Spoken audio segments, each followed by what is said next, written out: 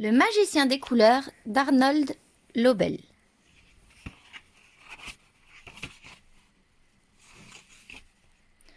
Dans la nuit des temps, il y a longtemps, très longtemps, les couleurs n'existaient pas. Presque tout était gris, et ce qui n'était pas gris était noir. C'est ce qu'on a appelé la période grise du monde. Chaque matin, un magicien qui vivait en ce temps-là mettait la tête à la fenêtre pour contempler le paysage. « Il me semble qu'il manque quelque chose à ce monde, » dit-il un jour. « Qu'il pleuve ou que le soleil brille, on ne fait pas la différence. » Le magicien descendait souvent l'escalier de sa cave sombre et grise. Là, pour oublier ce temps maussade, il s'amusait à faire des expériences magiques. Un jour que le magicien mélangeait et malaxait un peu de ceci avec un rien de cela, il découvrit quelque chose de bizarre au fond de sa marmite. « C'est bien joli !» s'écria-t-il. « Je vais en faire davantage. »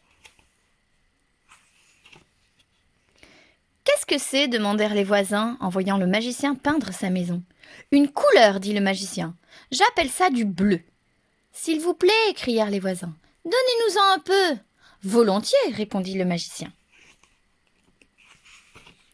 Et c'est ainsi que fut lancée la mode du bleu. Bientôt tout fut bleu dans un monde heureux.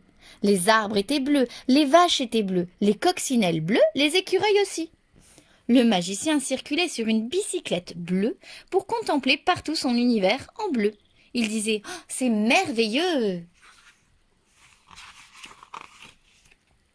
Mais tout ce bleu, ce n'était pas merveilleux. Après un certain temps, le bleu attrista tout le monde. Les enfants ne jouaient plus, les coqs ne chantaient plus, les saules pleuraient, le troubadour poussait des complaintes déchirantes. « Ce bleu est déprimant !» dirent les voisins au magicien, qui était devenu le plus malheureux des hommes et qui songeait « Personne ne rit plus, c'est vrai. Je ne sais même plus sourire. » « Il faut que je fasse quelque chose, » se dit le magicien, en descendant lourdement l'escalier de sa cave sombre et bleue. Alors il se mit à mélanger et à malaxer un peu de ceci avec un rien de cela, et il découvrit bientôt quelque chose de nouveau au fond de sa marmite. Oh, « Voilà qui est plus gai, s'écria-t-il. « Je vais en faire davantage. »« Qu'est-ce que c'est ?» demandèrent les voisins en voyant le magicien peindre sa palissade. « J'ai appelé cela du jaune, » dit le magicien. « Peut-on en avoir un peu ?» quémandèrent les voisins. « Bien sûr, » répondit le magicien. Mais tout ce jaune, ce n'était pas si réussi. Après un certain temps, le jaune éblouit tout le monde. On vivait les yeux fermés et les volets clos. On se cognait partout, dans les rues, sur les routes. Les oiseaux n'osaient plus voler. « Ce jaune est trop lumineux et trop aveuglant, » dirent les voisins au magicien. « Ne m'en parlez pas, » gémissait le magicien, qui portait une serviette humide sur le front. « Tout le monde en a mal à la tête, et moi aussi. »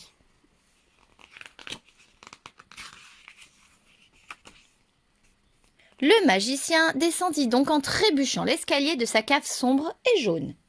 Alors il se mit à mélanger et à malaxer un peu de ceci avec un rien de cela, et il découvrit bientôt quelque chose de nouveau au fond de sa marmite. « C'est magnifique !» s'écria-t-il. « Je vais en faire davantage. »« Comment appelez-vous ça ?» demandèrent les voisins en voyant le magicien peindre les fleurs de son jardin. « Rouge !» répondit le magicien.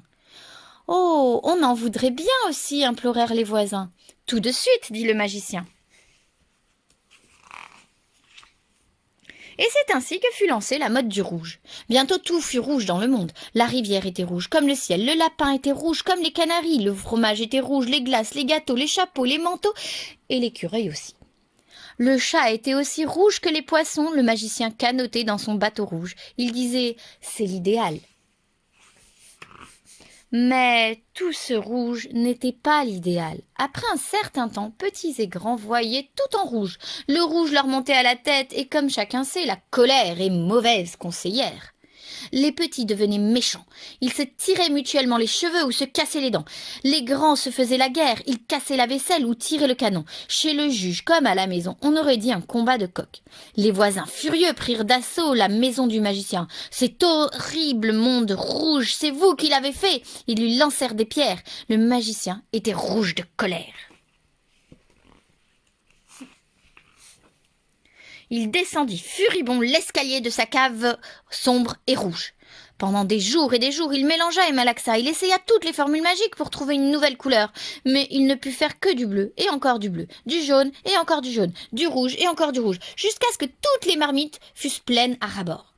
Les marmites étaient si pleines qu'elles débordèrent. Le bleu, le jaune et le rouge se mélangèrent, et ce fut un beau gâchis. Mais quand le magicien vit ce qui se passait, il s'écria « J'ai trouvé !» et il dansa fou de joie dans la cave. Le magicien mélangea le bleu et le rouge, et il fit une nouvelle couleur. Il mélangea le jaune et le bleu, et il fit une autre couleur. Il mélangea le jaune et le rouge, et il fit encore une autre couleur. « Hurrah !» cria-t-il, et il mélangea le rouge, le bleu et le jaune de différentes façons. « Regardez les belles choses que je viens d'inventer !» dit le magicien quand il eut terminé. « Qu'est-ce que c'est ?» demandèrent les voisins. « Du violet, du vert, de l'oranger !» dit le magicien. « Oh, on en a la tête qui tourne !» crièrent les voisins. « Quelle couleur allons-nous choisir cette fois ? Il faut les employer tout un peu à la fois !» répondit le magicien. Les gens prirent toutes les couleurs que le magicien avait créées. Bientôt chacune d'elles trouva sa place. Et après un moment, quand le magicien ouvrit sa fenêtre, il regarda et dit « Oh, c'est merveilleusement réussi et idéal !»